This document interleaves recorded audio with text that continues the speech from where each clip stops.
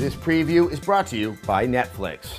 So I had a chance to both see a demo and get my hands on Infamous Second Son. This is the first big Sony release for 2014, and it's a franchise I've always had quite a bit of affection for. It's from Sucker Punch, who made the Sly Cooper series, and I'm always just so impressed how, even though in tone, style, look, in every way, it's so distinct from that classic platforming franchise, there's still kind of strange DNA from those games that you can see coming in, and it's no different in Infamous Second Son.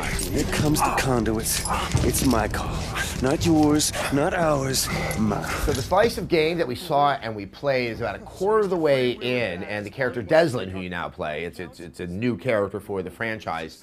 He is confronting someone else who also has powers, and in that confrontation, you're allowed to either corrupt the player or save the player. This is kind of the new way that they're looking at the good-evil split. And what this thing causes, depending on what you choose, is a mission that will be different depending on which path you decided to take.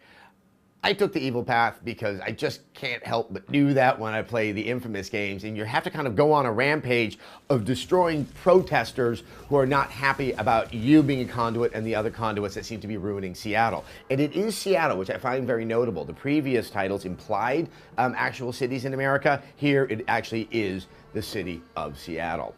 What then proceeds, at least on the surface as you're looking at it right now, is very familiar to the Infamous franchise. But there are some very interesting gameplay tweaks that I think really do change things up and add a level of challenge and strategy that was missing from the previous iterations of the game. And that is, you have more than one power. The ones they were showing off were smoke and neon. But you don't sort of store those powers like on a weapon wheel. You have to swap them out by finding neon or by finding smoke. It's all around you. But when you're in the heat of battle, it's interesting to also have to be on the lookout for a different energy source that might change up your abilities strategically. And that really does add some challenge. You have to think, when is the right time to stop down? I'm going to suck up some smoke because now I'm going to use my smoke powers. And playing both, while there were some lateral similarities, they really did play quite differently. Smoke was something that allowed me to get into close quarters combat because you can dash and smack somebody on the head.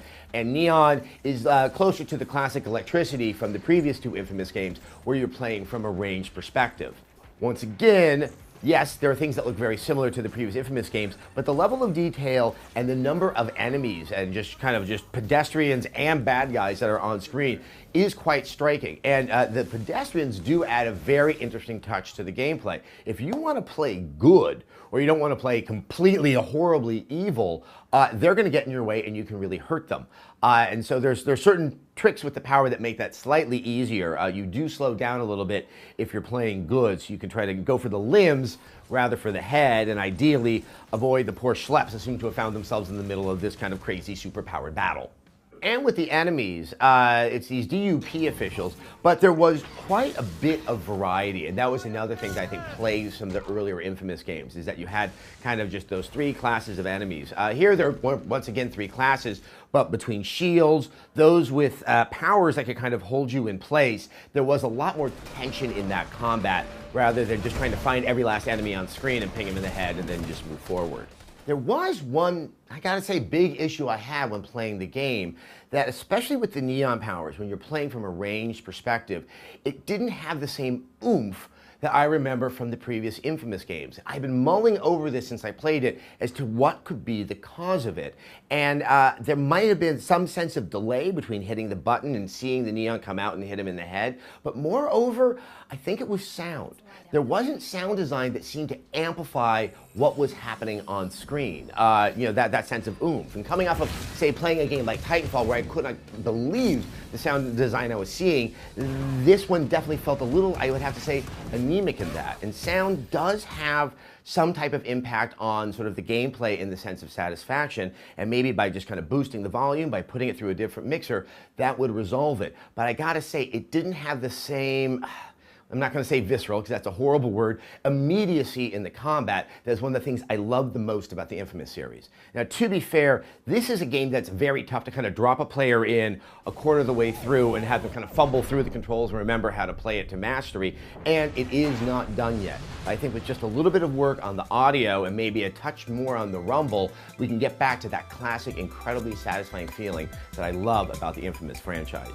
Regardless, it's coming out at the end of March. It's a very good month, and I still can't wait to play it.